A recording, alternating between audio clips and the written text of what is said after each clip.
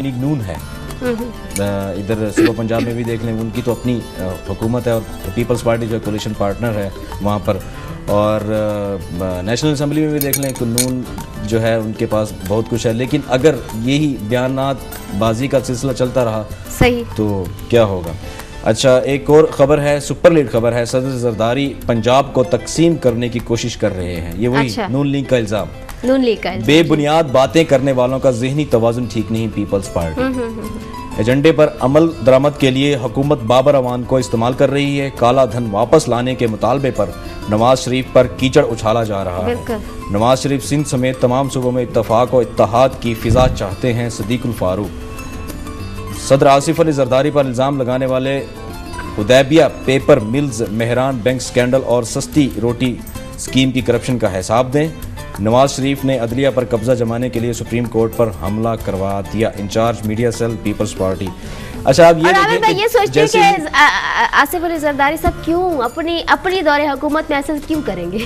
हाँ, बिल्कुल ऐसे कि वो पंजाब को और उसको सिंध को पंजाब को तोड़ने की कोशिश, क्योंकि आपकी गवर्नमेंट है ना? नहीं, आप ये देखें कि जैसे कि सुबह खैबर पख्तूनख्वा में एक सुबह हज़ारा की एक तहरीक चल रही है, ठीक है, और उसके अलावा पंजाब में सराइकी सुबह बनाने की या उसे मतलब एक अलहदा इंतज़ामी तौर पे उसे अलहदा किया जाए, क्योंकि आप ये देखें कि सराइकी सूबे में बहुत सारा जो टैक्स है वहाँ से आता है, बहुत सारी जो इंडस्ट्रीज़ हैं वो वहाँ पर है और ज़राअत जो है वो वहाँ पर है।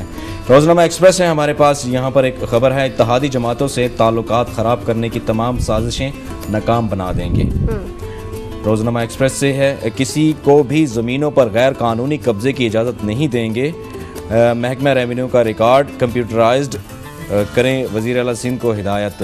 हमारी ये पिछले दिनों जो है बड़ी जो है कराची में ऑपरेशन हुआ था, जिन्होंने ज़मीनों पे कब्ज़ा किया हुआ था, नाजायज़ कब्ज़ा किया हुआ था, बहुत सारी ज़मीन है वहाँ पर ना, तो उसके ख़िलाफ़ मतलब कुछ फायरिंग वगैरह का भी तबादला हुआ था, तो उसकी वजह से ये उनका एक बयान आया है।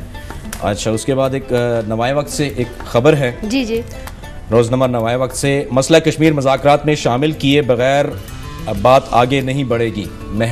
शाह महमूद ट्रांजिट ट्रेड का मुआहदा अफगानिस्तान के साथ किया, भारत के लिए रास्ता नहीं खोला। सही। पंजाब असम्बली में इस मुआहदे के खिलाफ कोई करारदाद आई तो वफाकी हुकूमत दिफाई हिकमत अमली इख्तियार नहीं करेगी। किसी के पास उसामा की पाकिस्तान में मौजूदगी के सबूत हैं तो पेश करे, यहाँ होते तो इनके खिलाफ कार्रवाई हो चुकी होती। अमेरिका से सिविल एटमी ताउन का मुआहदा हुआ तो तवानाई के बहरान से निपटने के लिए होगा। लाहौर एयरपोर्ट पर गुफ्तगू।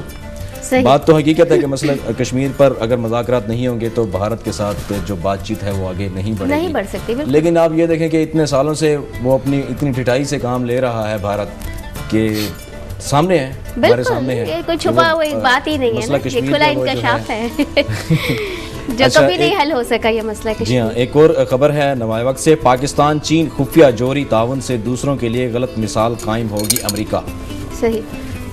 पाकिस्तान ने दुनिया को धोखा देकर एटमी सलाहियत हासिल की। उसने 1998 में धमाका किया मगर सलाहियत बहुत पहले हासिल कर चुका था। बैनुल-अक़वामी तिजारत और एक जहाज़ से दूसरे में माल की मुंतकिली के हवाले से सख्त कवानीन बनाने होंगे ताकि कोई और मुल्क ये टेक्नोलॉजी हासिल ना कर सके। कहते थे कि पाकिस्तान को जो टेक्नोलॉजी मुंतकिल हुई थी वो इसी जहाज़ के थ्रू ही हुई थी, और डॉक्टर अब्दुल कदीर के बारे में ऐसे ही कहा जाता है कि वो भी ऐसे ही शिफ्ट हुए थे खुफिया तौर पर, और यही वो उन्होंने कहा कि, और ये हकीकत है कि हमने बहुत पहले ही बना लिया था, मतलब एटमी जो सलाहियत है हमने वो हासिल कर ली। ये तो भारत ने जब एटमी धमाके किए तब शो करने की जरूरत तो थी ना तब आमिर। मारिया अगर हम ना करते तो मतलब वो ये जरूरी भी तो था, हमला जो है वो कर सकता था, कर लेता। तो आप थोड़ी सी जरा सोचते हैं वो पहले कि अच्छा जी अगर हम जा रहे हैं तो वो भी तो एटमी ताकत है ना। बिल्कुल। अच्छा, कार्टून आ गए हैं जी, कार्टून जी कहाँ से आ गए, आप सुनाइए क्या कार्टून है, दिखाइए। रोज़नामा आजकल से पहला कार्टून है, यहाँ पर एक शिद्दत पसंद को दिखाया गया है, बहुत सारे शिद्दत पसंदों को दिखाया गया है। एक बड़ी सी किताब है इल्म अदब से नफरत, उस पर उड़ रहे हैं, उस किताब पे बैठ के, एक हाथ में मतलब राइफल है और रॉकेट लॉन्चर है, और ऐसे ही एक और शिद्दत पसंद है, वो भी किताबों पे उड़ रहा है, काफरों को मारने के तरीके और मुख्तलिफ ग्रोह हैं, मतलब एक बुक पे लिखा हुआ है कि डैश के जंगी हीरोज़, मतलब डैश के जंगी उन्होंने कालादम किसी तंजीम का नाम नहीं लिखा, किसी ग्रोह का नाम नहीं लिखा, लेकिन एक इशारा दिया है कि ये वही जंगी हीरोज़ हैं जो इल्म अदब से नफरत का सबक दे रहे हैं। सही। और काफरों को मारने के तरीके बताते हैं। और मतलब एक जी, और दूसरा अच्छा, उसके बाद दी न्यूज़ से एक कार्टून है। यहाँ पर एक MMA का पेशेंट दिखाया गया है जिसको 4-5 ड्रिप्स लग रही हैं।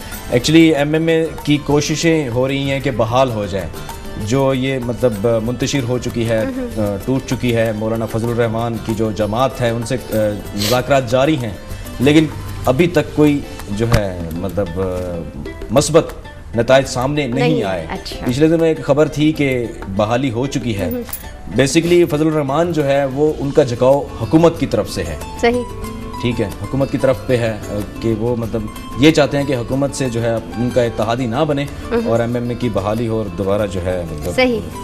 और ये जनाब ड्रिप्स के बाद एक और आखिरी लास्ट कार्टून है डेली टाइम से। Pakistan beat Australia after 15 days. यहाँ पर कछुआ और खरगोश की एक वो जो स्टोरी हुआ करती थी सही। वो दिखाया गया है, और कछुए के ऊपर जनाब सलमान बट साहब बैठे हैं, और बट जी हाँ यहाँ पर एक कैंगरू दिखाया गया है। सही। तो कैंगरू भी बहुत तेज भागता है, बहुत तेज दौड़ता है। तो यहाँ पर कैंगरू दिया है। ये शो किया गया है कि आफ्टर 15 इयर्स जो है हमें सक्सेस मिली है अगेंस्ट ऑस्ट्रेलिया के खिलाफ हमें आफ्टर 15 इयर्स। लेकिन उसमें जो है वो सलमान बट को सेहरा जाता है, उनकी लक है कि वो कैप्टन बने और जो है हम जीत गए। और वही वो फिनिश लाइन क्रॉस कर रहे हैं बहुत स्लोली, और फिनिश लाइन उन्होंने कश्मीर ने क्रॉस कर ली। बट साहब बैठे हैं खुशी में, पाकिस्तान जीत गए। ठीक, बहुत बहुत शुक्रिया आमिर। कल फिर आप हमारे साथ मौजूद होंगे और अपडेट्स दो on and on and on and on. और बहुत बहुत शुक्रिया नाज़रीन। ब्रेक का टाइम, और ब्रेक के बाद हमारे साथ सेगमेंट होगा पामिस्ट्री का, और आप लोग तैयार हो जाए फोन कॉल्स करने के लिए।